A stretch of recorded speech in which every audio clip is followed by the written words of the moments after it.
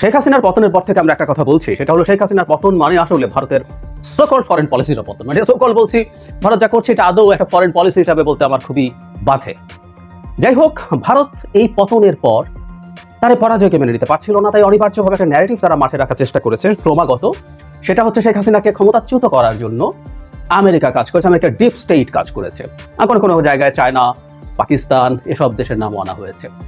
ক্রমাগত এই কাজটা তারা করেছেন। কয়েক ঘন্টা আগেই একটা ঘটনা ঘটেছে, ট্রাম্পের সাথে মোদির বৈঠক হয়েছে। সেই বৈঠকের পরে দুজন যখন সাংবাদিকদের সাথে কথা বলছিলেন, তখন এক ভারতীয় সাংবাদিকের প্রশ্নের জবাবে জনাব ট্রাম্প যা বলেছেন সেটা রীতিমতো হাস্যরসের সৃষ্টি করেছে এবং মোদির জন্য এটা একটা ডিজাস্টার, আমরা এভাবেই বলতে পারি। তো কি বলেছেন, কেন বলেছেন, শুধু যা বলেছেন তা না, সেই ওই ভিডিওর সময় মোদির দ্য ভেরি বডি ল্যাঙ্গুয়েজ, সেটাও আসলে খুব গুরুত্বপূর্ণ বার্তা আমাদেরকে দেয়।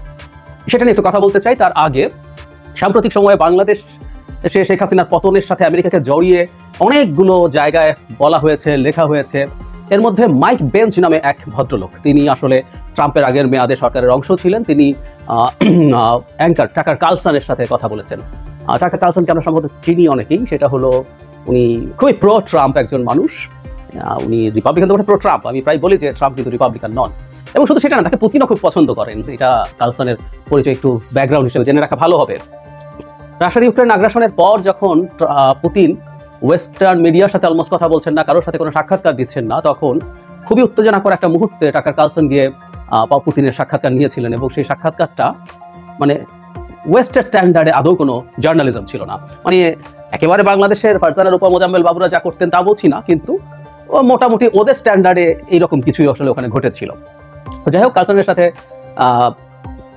যখন সাক্ষাৎকার দিয়েছেন মাইক বেঞ্চ, সেখানে মূলত ইউএসএআইটি নিয়ে কথা হয়েছিল। আমরা জানি ইলন মাস্কের যে প্রতিষ্ঠান আছে, যে অথরিটিটা তিনি লিড করেন, ডজ, যেটা আমেরিকার ফেডারেল সরকারের ব্যয় কমানোর কাজ করছে, সেখানে ইউএসএআইডিকে তারা পুরো বন্ধ করে দেওয়ার ন্যারেটিভ তৈরি করছিলেন, যুক্তি তৈরি করছিলেন। তো সেই যুক্তি দিতে তিনি সেখানে আসেন এবং এখানে অনেক আলাপ আসেন এবং একটা পর্যায়ে রেজিম চেঞ্জের আলাপ প্রসঙ্গে বাংলাদেশ আসে। বেঞ্চ তখন বলছেন যে বাংলাদেশে কয়েক মাস আগে যে প্রধানমন্ত্রীর পতন এবং পালিয়ে গেলেন তিনি, সেটা আমেরিকা ঘটিয়েছে। খুব স্পষ্টভাবে তিনি বলেছেন। ব্যাকগ্রাউন্ড তিনি এভাবে বলছেন যে আমেরিকা বিভিন্ন জায়গায় যেখানে যেখানে তার স্বার্থ কাজ করে না, সেখানে সে রেজিম চেঞ্জ করার চেষ্টা করে।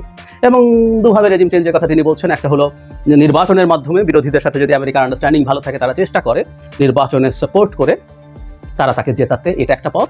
আরেকটা পথ হচ্ছে নানানভাবে ফান্ডিং করে, লোকজনকে অর্গানাইজ করে কালার রেভলিউশন, ইউরোপে যেটা হয়েছে বহু সময়, এগুলোকে ওরা কালার রেভলিউশন বলে। তো সেই রেভলিউশন ঘটানো, দুটোর একটা। ওটা বলেন না, অবশ্য শেখ হাসিনার সময় নির্বাচনের মাধ্যমে সম্ভব ছিল না। যাই হোক, এবং বেঞ্জো এখানে যে কাজটা করেছেন, তিনি স্পষ্টভাবেই সেন্ট মার্টিনসের কথা এনেছেন যে আমেরিকা ওখানে একটা তৈরি করতে চায়, বেজ তৈরি করতে চায়, যে বেজটা শেখ হাসিনা দিতে রাজি হননি। কারণ আমেরিকার উদ্দেশ্য ছিল বেজ তৈরির মাধ্যমে চায়নাকে কন্টেইন করবেন, চায়নার ফুটপ্রিন্ট কমাবেন। কিন্তু শেখ হাসিনা এটা অ্যাগ্রি করেন নাই, তার ভূমিতে এটা তার কাছে রিস্কি মনে হচ্ছে, ইত্যাদি ইত্যাদি। এখন আমেরিকার এই চাওয়া যেহেতু পূর্ণ হয় নাই, তাই আমেরিকা অন্য পথে গেছে। বেঞ্জের কথা, সেখানে একটা কথা যোগ করে রাখি, বাংলাদেশে শেখ হাসিনার পতনের জন্য আমেরিকা যখন নানান স্টেপ নিচ্ছিল, মানে শেখ হাসিনাকে আমেরিকা চায় নাই ক্ষমতায়, ইটস ট্রু। এটা আমেরিকার কারণ ছিল কোনো রকম কোনো চ্যারিটি না, বহুবার বলেছি, ওই সময় বলতাম কথাগুলো। It's a trade of. America মনে করেছে বাংলাদেশে যদি গণতন্ত্র আসে, তাহলে শেখ হাসিনার মতো অথরিটারিয়ান সরকার, যাদের কমন প্রবণতা থাকে চায়নার দিকে যাওয়া, সেটা কমবে, চায়নার ফুটপ্রিন্ট কমাতে পারবে। এবং আমরাও এটা মেনে নিয়েছিলাম যে আমাদের মুভমেন্টে যদি আমেরিকার এই পদক্ষেপগুলো কাজে লাগে, এই পদক্ষেপগুলো যুক্ত হয়, সেটা আমাদের সফল হতে সাহায্য করবে। সো এইসব বলেও আসলে খুব বেশি লাভের কিছু নেই। তবে সেন্ট মার্টিনসের ব্যাপারটা ডাহা মিথ্যা, যেটা আমরা এখন পর্যন্ত দেখছি। যাই হোক, তিনি এরপর বললেন, বিএনপির নামও আসলেন, উনি ন্যাশনালিস্ট পার্টি বলেননি, বাংলাদেশ ন্যাশনাল পার্টি বলেছেন। সেই পার্টি আমেরিকা যা চায় সেই ধরনের কিছু সুবিধা বা বেনিফিট দিতে পারে বলে আমেরিকার পারসেপশন হয়েছে, তাই নাকি আমেরিকা সাহায্য করা শুরু করেছে। এবং তুই এনডিআই, আইআরআই এর নাম আনলেন। একটা জানি আমরা, এনডিআই ডেমোক্রেটিক পার্টির সাথে, আইআরআই হলো রিপাবলিকানদের সাথে লাইন্ড আছে। তারা বাংলাদেশে নানান পদক্ষেপ নিতে শুরু করেছে। আইআরআই এর কথা স্পেসিফিকলি বলছেন, ঘটনাচক্রে সেটা রিপাবলিকানদের, তারা টার্গেট করে বিভিন্ন লোকজনকে ফান্ড করেছে বিভিন্ন কিছু করার জন্য।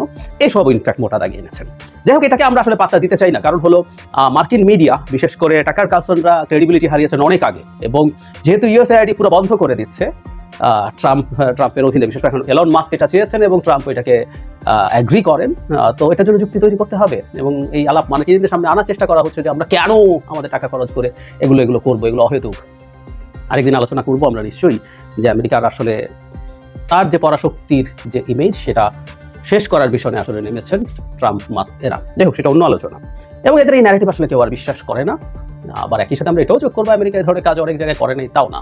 সো এই প্রেক্ষাপটেই খুব আলোচনায় আসলো সাম্প্রতিক সময় বাংলাদেশে আমেরিকার প্রভাব। এর আগে আরও আমেরিকার দু একটা খুব বিখ্যাত না হলো মোটামুটি অ্যাকসেপ্টেবল পোর্টালও ইউএসএআইডির ফান্ড ব্যবহার করে বাংলাদেশে শেখ হাসিনার বিরুদ্ধে মুভমেন্টে রোল প্লে করার চেষ্টা, এগুলোর কথা এসেছিল। এবার আসি জনাব ট্রাম্পের সাথে মোদির যে ইন্টারভিউ, ওখানে এক সাংবাদিক, ভারতীয় এক সাংবাদিক ট্রাম্পের উদ্দেশ্যে বাংলাদেশকে নিয়ে প্রশ্ন করছেন। তিনি বলছেন, আপনি বাংলাদেশ ইস্যুতে কি বলবেন? আমরা দেখেছি এবং এটা স্পষ্ট যে সাবেক প্রেসিডেন্ট জো বাইডেনের সময় মার্কিন ডিপ স্টেট বাংলাদেশের ক্ষমতা পরিবর্তনের সঙ্গে যুক্ত ছিল। এছাড়া মোহাম্মদ ইউনুস ও জুনিয়র সরোসের সঙ্গে সাক্ষাৎ করেছেন। সুতরাং বাংলাদেশ সম্পর্কে আপনার দৃষ্টিভঙ্গি কি? মানে সরোসের আশা নিয়ে, সরোসের ছেলে আশা নিয়ে তুলকালাম ঘটিয়ে ফেলছে, কারণ সরোস ভারতের সরকারকে ডিস্টেবিলাইজ করার চেষ্টা করছে বলে বলছে। ইনফ্যাক্ট সরোসের ওপেন সোসাইটি নিয়ে কিছু বিতর্ক আছে, কিন্তু তারা যে ধরনের কাজ করে সেটা অ্যাটলিস্ট মোদির সরকারের জন্য প্রবলেম্যাটিক হবে, তাই তারা সেটা নিয়ে সরগোল করেছে। যাই হোক, যেভাবে ট্রাম্প বলেন, এতে আমাদের ডিপ স্টেটের কোনো ভূমিকা ছিল না। এটি এমন একটি বিষয় যা নিয়ে প্রধানমন্ত্রী মোদি দীর্ঘদিন ধরে কাজ করে আসছেন, শত শত বছর তারা কাজ করছেন। সত্যি বলতে এই বিষয়ে পড়েছি, তবে বাংলাদেশ ইস্যুটি আমি মোদি মানে প্রধানমন্ত্রীর উপরে ছেড়ে দেব। একদম স্পষ্টভাবে উনি না করেছেন, তারা এটা করেন না। মোদি পড়েন এবং শত শত বছর ধরে করে আসেন, এবং ট্রাম্প পড়ছেন এটা, এবং এই ইস্যুটা মোদির উপরে ছেড়ে দেবো। মানে কেউ কেউ এটাকে মিসইন্টারপ্রিট করে বলার চেষ্টা করছেন, বাংলাদেশ ইস্যু এখন মোদিকে ছেড়ে দিল, মোদি এবার যা ইচ্ছা তা করবে। নো, মানে এই ব্যাপারে কথা বলার জন্য উনি মোদির হাতে ছেড়ে দিয়েছেন। সারপ্রাইজিং হচ্ছে, মোদিকে যখন ছেড়ে দেওয়া হলো, লিস্ট একটা ভদ্রতা ও সবচেয়ে ভদ্রতা ওনার কি বা করা ছিল, উনি রাশিয়া ইউক্রেন যুদ্ধ নিয়ে কথা বলা শুরু করলেন। আমরা খেয়াল করবো, ট্রাম্প অনেক ক্ষেত্রে বাংলাদেশি পলিটিশিয়ানদের মতো একটা মোক্ষম সুযোগ এসেছিল বাইডেনকে ডোবানোর জন্য। উনি যেখানেই সুযোগ পান উনি এটা বাইডেনকে ডোবান, এবং আমাদের দেশে পলিটিশিয়ানদের মতো টাফ ভাবে আক্রমণ করেন, যেটা আমেরিকার স্ট্যান্ডার্ডের সাথে যায়। কিন্তু উনি এটা করেন। সো এইরকম একটা সুযোগ আসার পরেও উনি বাইডেনের ব্যাপারে এসব বললেন না।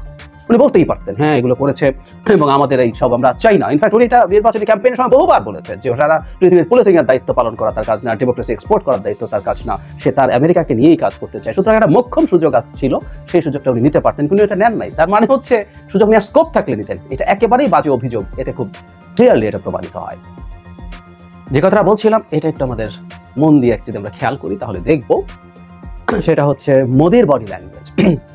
উনি এত ডিজাস্টারাস ভঙ্গিতে বসেছিলেন যখন এই প্রশ্ন করা হয়, এন্টায়ার টাইমটা উনি কতটা ফ্রাস্ট্রেটেড, কতটা প্রবলেমের মধ্যে আছেন।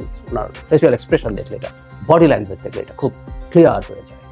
আমরা তার পুরো ইন্টারভিউটা, মানে প্রেস কনফারেন্সে কথাবার্তা বলাটা যদি করি, তাহলে এটা বলতেই হবে, মানে ট্রাম্পের সাথে বন্ধু বলে উনি যা যা অর্জন করতে চেয়েছিলেন তা আসলে অর্জিত হয়।